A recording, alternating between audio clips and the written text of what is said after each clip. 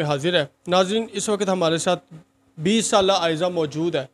नाज़रीन, आप लोग जानते ही हैं कि आजकल के जो हालात हैं, ख़ास करके लड़कियों के लिए इनका घर से बाहर निकलना कितना मुश्किल हुआ पड़ा है।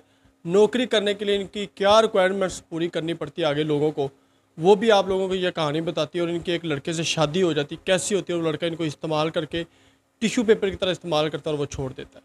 हम इनसे बात करते हैं। अस्सलाम वालेकुम। वालेकुम अस्सलाम। कैसी हैं आप? अल्हम्दुलिल्लाह सर, मैं ठीक। आप? कहाँ से आई आप? सर मैं उकाड़ा से हूँ।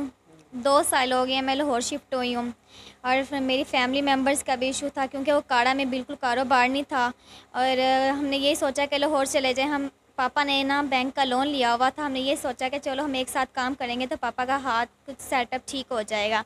और लाहौर आए हैं। आपको पता है कि एक लड़की के होने के नाते एक माशरा बहुत ज़्यादा ये यहाँ पे है। तो मैं पहले भी जॉब करती थी और स्कूल्स वगैरह में जॉब की हैं। तो पापा को मैंने इजाज़त लेती थी कि मैंने ये जॉब करनी है क्योंकि हमारे घर के जो हालात हैं वो कुछ बेहतर हो जाएं। लेकिन पापा मुझे ये इजाज़त देते थे, आप जब जाओगी आओगी मुझे बता के जाना है, जो भी टाइम है। तो इसके अलावा हम उकाड़ा से लाहौर शिफ्ट हुए हैं और ये सीन है, अगर मैं कहीं पे भी जॉब करती हूँ वो जॉब्स मतलब एक्सेप्ट नहीं कर सकती। कहीं पे भी जाती हूँ उनका कुछ सीन और होता है। या क्या सीन होता है ना, खुल के बताओ आज। सर ये सीन होता है कि वो कहते हैं कि बातों बातों में मतलब कि हमें बरगलाते हैं, हमारे साथ फ्रेंडशिप कर लें, आपको अच्छी पोस्ट पे जॉब मिलेगी। मैंने ये कोशिश की थी कि मुझे अच्छी से अच्छी पोस्ट पे जॉब मिले, लेकिन वो ना कुछ और बातें करते हैं। मैंने उनको कहा था कि मुझे पैसा नहीं चाहिए, मुझे सबसे बड़ी अपनी इज़्ज़त है। मैंने अपने वालिदैन, अगर मैं बाहर निकली हूँ एक तो 4 पैसे कमाने के लिए, लेकिन मैं अपनी इज़्ज़त को उछालने के लिए नहीं निकली। और वो यही कहते थे अगर आपको अच्छी पोस्ट पर जॉब मिलेगी तो आपको ऐसा सीन करना ही पड़ेगा, लेकिन मैं नहीं चाहती थी कि ऐसा सीन हो। तो जाहिर सी बात है, आप घर से बाहर निकलती हैं, आपके मामा पापा ने आपको इजाज़त भी नहीं दी जॉब करने के लिए, तो मतलब हालात कैसे थे घर के कि जॉब करना मजबूरी बन गई? सर घर के हालात काफ़ी मुश्किल हो गए थे। हम 2 बहन भाई हैं और पापा ने लोन लिया हुआ था, उसकी वजह से बहुत ज़्यादा परेशान थी। तो मैंने ये सोचा कि मैं भी बाहर निकलूँ, कुछ पैसे कमा लूँ। और लेकिन जब बाहर के हालात ही ठीक नहीं हैं तो फिर मैंने सोचा, कुछ दिन मेरे साथ हुआ जिसकी वजह से मैंने जॉब की और बाद में मैं घर भी कुछ दिन बैठ गई इसी कारोबार की वजह से और ये माशी के हालात की वजह से कि ये सीन हो रहा है, बाहर जाने से मुझे ऐसा मुश्किल हालात सामना पेश करना पड़ रहा है। तो आप बता रही हैं कि आपकी एक लड़के से फ्रेंडशिप होती है, जाहिर सी बात है काफ़ी आपको मुश्किलात का सामना करना पड़ा, कोई नौकरी आपको अच्छी ना मिली। तो एक जगह पे आपको नौकरी अच्छी मिली, सही मामला चल रहे थे, तो लड़के के साथ किस तरह आप चक्कर में आती हैं? सर ये है कि मैं जहाँ पर भी जॉब करती थी उन्होंने यही कहा था, उनकी ये डिमांड्स होती थी कि आप हमारे साथ फ्रेंडशिप में रहें, लेकिन मैं उनके साथ ऐसे लाइक में नहीं आना चाह रही थी। वो मतलब मेरे साथ एक डाटा एंट्री पे काम करता था, ऑपरेटर पे काम करता था, हमारे साथ एक साथ ही चेयर थी। वो मेरी बहुत केयर करता था।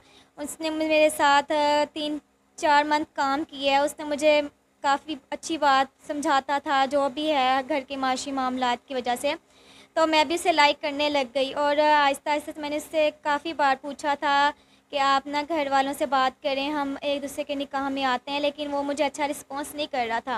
और कुछ दिन ऐसे हालात हुए थे कि उनके घर वालों ने इसकी शादी की बात कर ली थी, मुझे नहीं पता चला था इसके घर में शादी हो रही है। और इसने मुझे कुछ दिन के बाद मैसेज किया था कि मेरी शादी हो रही है और मैं बहुत ज़्यादा टेंशन में थी। इसको मैंने पहले भी कहा था कि मैं पहले अपने माशी हालात, घर के हालात की वजह से बहुत स्ट्रेस में हूँ और आप मेरे साथ ऐसा सीन ना करें। उसने मुझे ऐसे यूज़ किया है, यूज़ करके मुझे इसने कितने डस्टबिन। माह यूज़ किया उसने आप? सर उसने 3 मंथ मेरे साथ रिलेशन में था। बगैर निकाह के? जी सर, बगैर निकाह। कहाँ रखा हुआ था उसने आप? सर यहाँ पे हम लाहौर में रहते थे, यानी कि कई फ्लैट वगैरह था। रेंट पे फ्लैट लिया जी हुआ? सर, रेंट पे फ्लैट था। और सर उसके बाद वो जब पीछे गांव में जाता था, उसके बाद जब उसकी शादी होती है तो उसकी शादी हो गई थी, यानी कि उसके बाद उसने मेरे साथ भी निकाह कर लिया था। तो मुझे उसने नहीं बताया था कि मेरी शादी हो गई है। फिर उसके बाद जो घर घर लिया था तो वो तो दूसरे उसने सेटअप किया हुआ था। बाद में मैं अकेली, और मैं अपने घर वालों से भी मैंने बात नहीं की थी, मैंने अपने घर वालों को नहीं बताया था कि मैं इसके रिलेशन में हूँ। जब मैंने अपने घर वालों को बताया था तो उन्होंने यही कहा था कि आप अगर इसके रिलेशन में रहेंगी तो आप हमारे साथ बिल्कुल भी नहीं रहेंगी। और मैं अपने घर से भी बेआसरा हो गई थी, उसके घर से भी बेआसरा हो गई थी। आपके घर वालों से भी आपका कोई ताल्लुक नहीं है? सर मेरा कोई ताल्लुक़ नहीं है। लड़के वालों के साथ कोई ताल्लुक नहीं है? सर लड़कों वालों से भी कोई ताल्लुक़। क्या कर रही हैं, ज़िंदगी कैसे जी रही हैं आप? सर बस ये था कि जब हम एक साथ जॉब कर रहे थे तब मतलब गुजारा हो रहा था। अब मेरे पास कुछ पेमेंट थी जिसकी वजह से मैं अपना गुजारा कर रही हूँ, और बाकी जो मैंने घर लिया हुआ था रेंट पे, उसकी रेंट पे बहुत ज़्यादा मैं परेशान हूँ। कैसे कर्ज चढ़ा हुआ है? जी कर्ज चढ़ा हुआ है, मैं कैसे कितने माह का? करूँ सर? जैसे वो 3 मंथ से मतलब अलग हुआ है ना मुझसे, उसी टाइम से तो मैं अपना बिजली का बिल और ये सब कुछ भी अफोर्ड नहीं कर सकती। अब मैं अपने माँ बाप के पास भी नहीं जा सकती। आपको वीकनेस भी काफ़ी ज़्यादा हुई पड़ी है, यही है वो लड़के की वजह से उसने यूज़ किया और इसी वजह से। हाथ दिखाओ ना ज़रा अपने कैमरे के सामने, या आप हाथ देख सकते हैं नाजरीन, दोनों दिखाओ किस तरह के इनके हाथों की हालत हुई पड़ी है। बिल्कुल इतने छोटे छोटे से बाजू हुए पड़े और ख़ुद भी इतनी कमज़ोर हुई पड़ी है कि लड़के ने किस हद तक इसको निकाह के नाम पर इस्तेमाल किया है। तो जाहिर सी बात है, अभी भी आपकी उम्र भी इतनी ज़्यादा नहीं है, 20-21 साल आपकी उम्र है, तो घर वालों से भी कोई ताल्लुक वास्ता नहीं है। तो अब आगे ज़िंदगी का क्या करना है? आगे कैसे कोई शख्स चाहिए शादी के लिए जो आपको इज़्ज़त दे?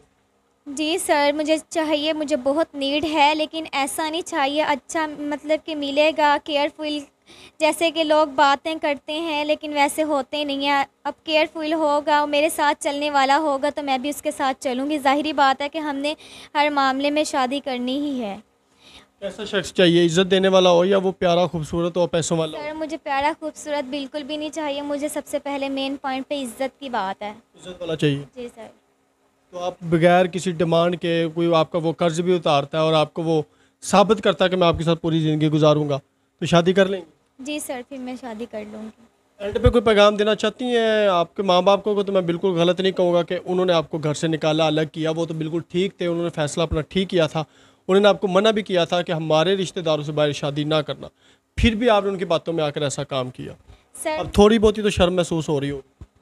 जी सर बस ये था कि मैं उस लड़के के बातों में आ गई थी, यकीन कर लिया था उसकी बातों पे कि ऐसा सीन, मुझे क्या पता था कि ऐसा सीन होगा, लेकिन मेरे साथ जो भी हुआ है मेरे दिल पे गुजरी है। मुझे पता है बहुत इस मामले में मैं सैड हूँ कि वो उसको ऐसा नहीं करना चाहिए था। अगर हो सकता था मुझे बता देता, लेकिन मैं अपने घर से भी बेआसरा हूँ, उधर से भी बेआसरा हूँ। अब मुझे कोई समझ नहीं आ रही कि मैं क्या करूँ क्या नहीं कर सकती। नाज़रीन 20 साल इनकी उम्र है और 18 साल की उम्र में ये मजबूरी के तहत घर से बाहर निकलती है नौकरी करने के लिए। जाहिर सी बात है, जब लोगों की बातों में आई, लोगों ने उनको अपनी बातों में वर्गलाया, लेकिन ये उनकी बातों में ना आई।